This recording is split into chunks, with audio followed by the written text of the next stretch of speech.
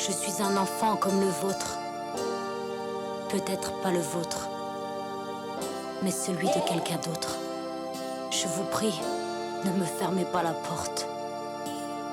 J'arrivais, je connaissais ni l'accent ni le pays. Je voulais un nouvel avenir au matin. Bonjour à toutes et tous. Je suis très heureuse évidemment de vous accueillir dans cette belle salle Victor Hugo à l'Assemblée nationale. Je suis désolée, même si je n'en suis pas responsable, mais désolée des désagréments liés aux listes. On a tenté de faire tout ce qu'on pouvait pour que cette liste soit intégrée. Vous apprendrez qu'il y a une forme de rigidité à l'Assemblée nationale et que tous les députés dans ces cas-là, je le dis, sont traités de la même manière. Et voilà. Donc, et les associations également. Donc désolée, et je m'engage ici devant vous à faire en sorte que sur une prochaine initiative, on y travaille en amont ensemble pour que tout le monde puisse être présent et présente. D'autant que je pressens évidemment que la question, le sujet des mineurs non accompagnés sera évidemment un sujet sur lequel il faudra que nous y revenions à plusieurs fois. Je vais en dire un mot plus précisément, mais je veux avant tout évidemment remercier le collectif École pour tous et puis toutes celles et ceux, toutes les associations qui œuvrent pour la scolarisation de tous les enfants, qui permettent aussi de venir alerter et de contrevenir à un discours quelque part qui est accepté par tous, c'est-à-dire l'idée qu'aujourd'hui la massification scolaire fait que tous les enfants sont à l'école. Ce n'est pas une réalité. Je suis dans une circonscription populaire où la grande précarité est malheureusement une réalité à grande échelle.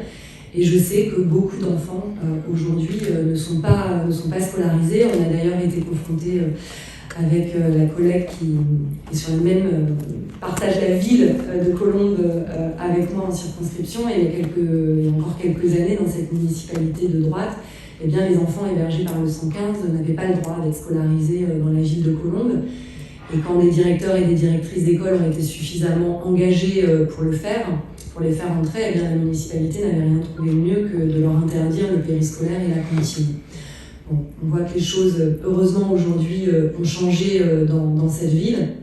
Et je sais que dans de nombreuses municipalités encore, tout ça n'est pas une réalité. Donc je pense évidemment à tous ces enfants. Demain, ça sera la rentrée et ça va être un moment joyeux et impressionnant pour une très grande majorité des enfants de ce pays. Mais évidemment, tout cela ne peut pas être totalement joyeux quand des dizaines de milliers d'enfants encore ne connaissent pas cette réalité. Ça, c'est la première chose. Évidemment, je ne pouvais pas ne pas le dire en cette veille de rentrée scolaire pour les enfants.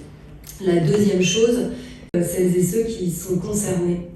Et donc les mineurs non accompagnés ou les mineurs isolés étrangers, en réalité, ces enfants ou ces jeunes adultes, quand il s'agit de jeunes majeurs, à qui la vie est très très loin d'être facilitée. Et souvent on les écoute, en tout cas pour celles et ceux qui ont envie de les écouter, sur leur trajet, leur parcours pour arriver jusqu'ici. Et peut-être un peu plus rarement sur ce qu'ils font une fois qu'ils sont bien accueillis. Qui sont accueillis. Alors évidemment, je pense qu'il faut faire les deux, parce qu'il ne faut pas que les réussites, les parcours de vie joyeux et moins entravés, ou les parcours particulièrement courageux ou chanceux viennent gommer les réalités de toutes celles et ceux qui sont entravés dans leurs droits. Toutes celles et ceux à qui, aux frontières, on ne demande pas l'âge qu'ils ont, ou alors quand on leur demande, on modifie les dates de naissance.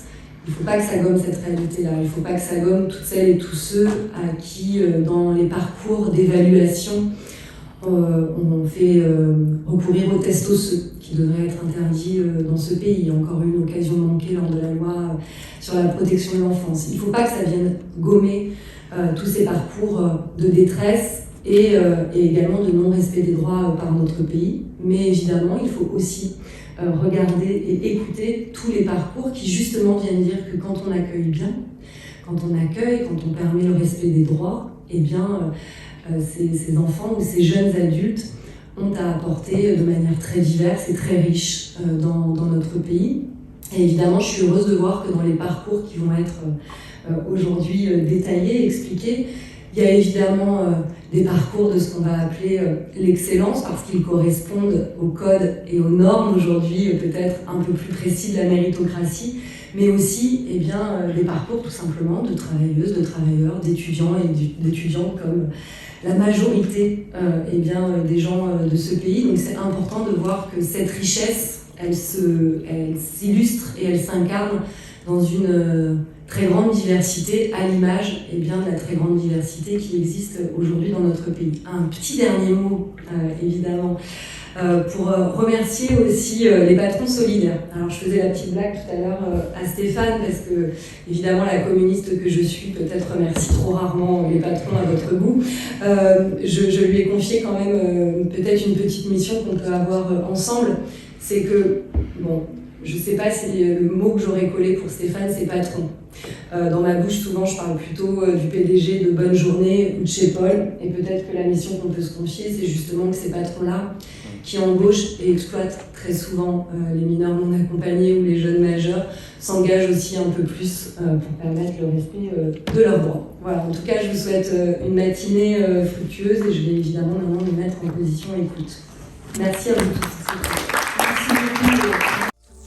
D'y arriver, école pour même si l'on vient d'arriver, école pour enfin fini de dériver, école pour tous, école pour tous, école pour tous, le droit d'y arriver, école pour même si l'on vient d'arriver.